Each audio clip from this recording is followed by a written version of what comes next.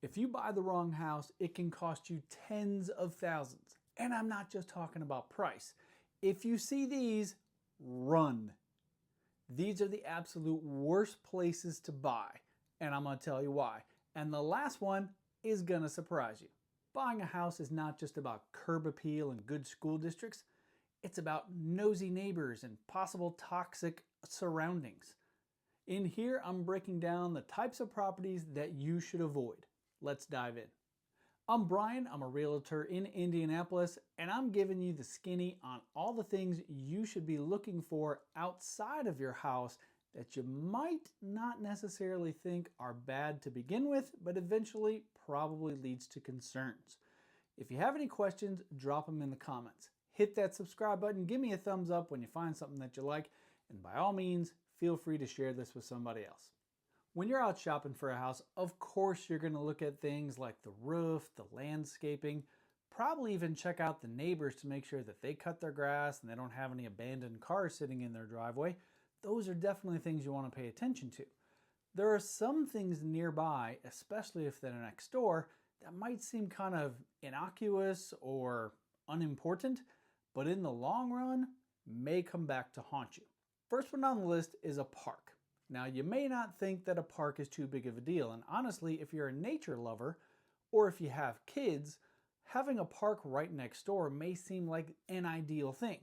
You have potentially beautiful landscaping that somebody else takes care of, you have trails that are easily accessible, you have a playground that you didn't have to build in your backyard and your kids can go and play over there. No problem. Here's where a park is potentially not a great neighbor. First on that list is privacy. There could be people using the park, maybe for large gatherings. Think about family reunions. Large groups of people could be utilizing that park at whatever hour that may not be convenient to you and your regular lifestyle.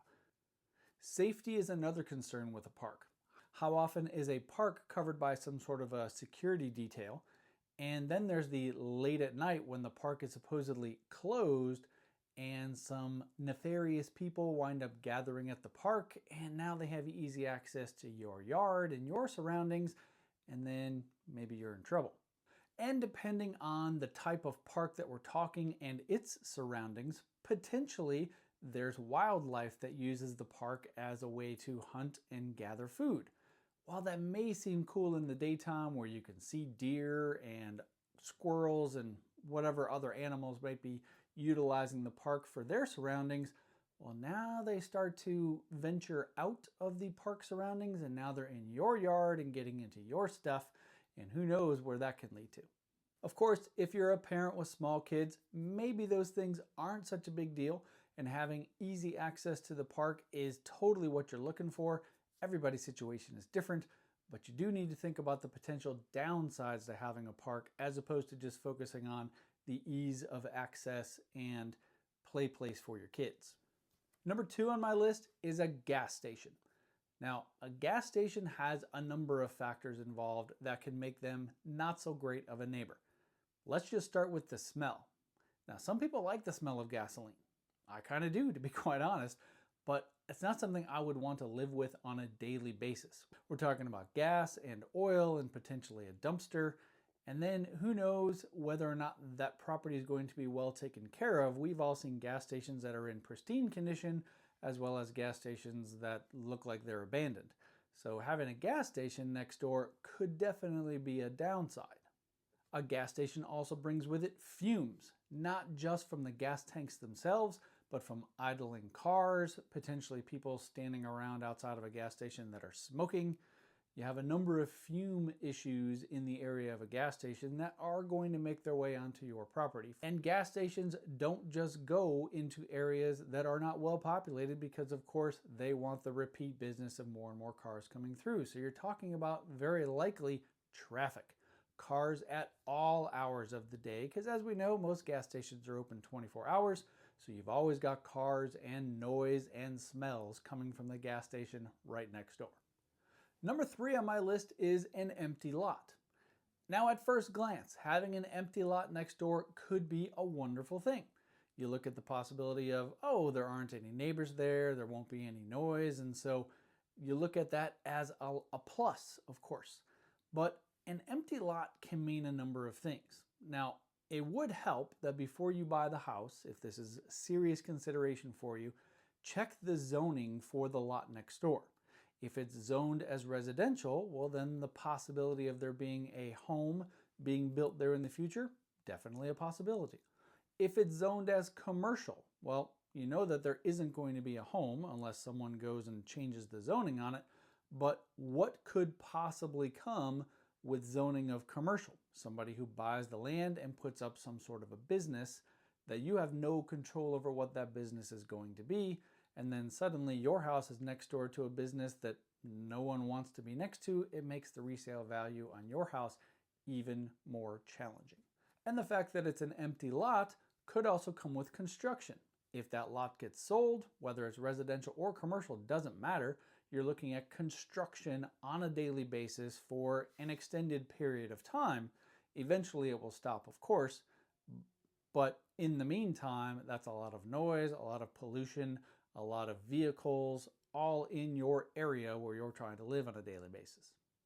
Empty lots, depending on who owns it, are not necessarily well taken care of. So you're looking at the possibility of weeds that are getting overgrown, people who are just throwing their trash into the lot, companies that come and just dump trash onto that lot.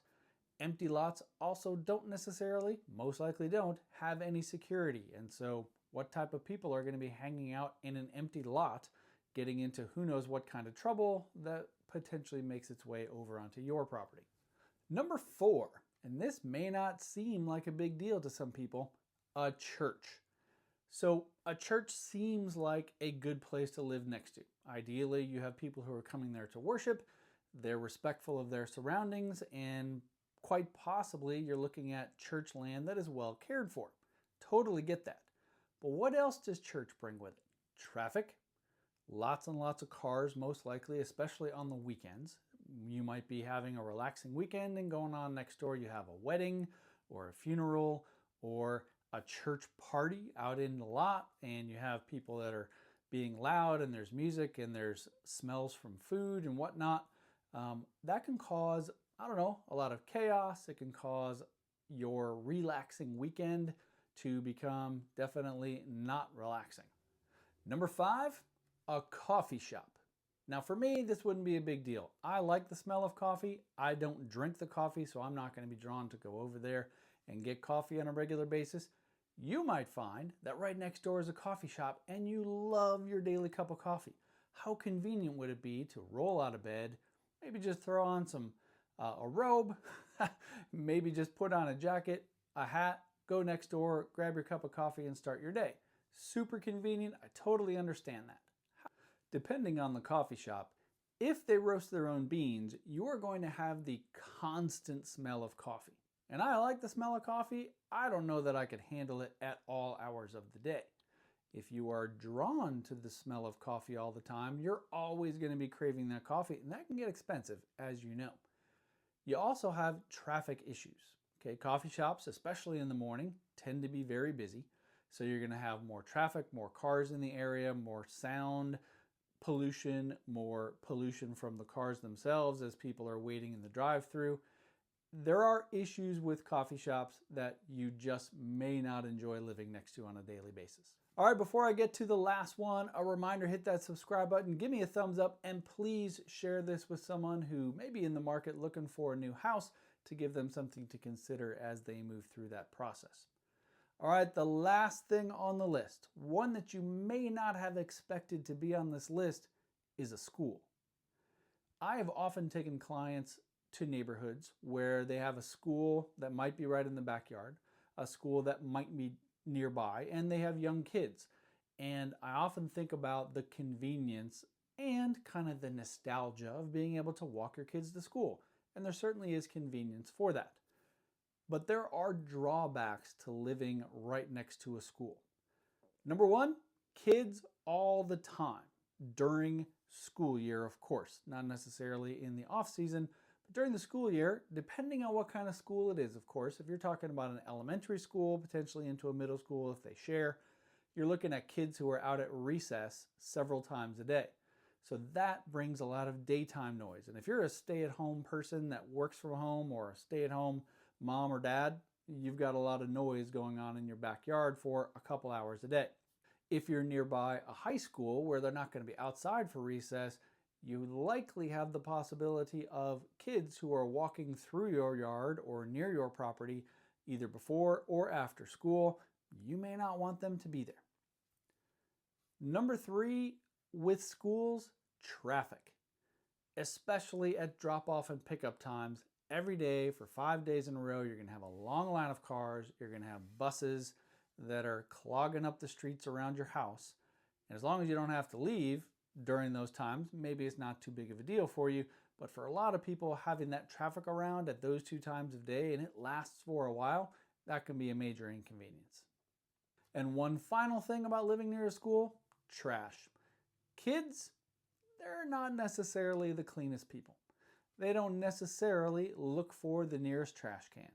So if you have kids that are walking through or near your house, if you have kids who are there in the off season when school isn't in session and they're hanging around the playground or just playing in the open field that the school provides, there's a good chance they're going to leave some trash behind, which can make its way into your yard depending on how close you are. So not necessarily super convenient for you. Look, buying a house is a huge investment. Don't let a bad location turn your dream house into a real estate horror story. Keep your eyes open, keep your ears sharp, and keep your realtor on speed dial, preferably me. Hit that like and subscribe button and drop me a comment of the worst real estate location you've ever seen. Thanks for watching.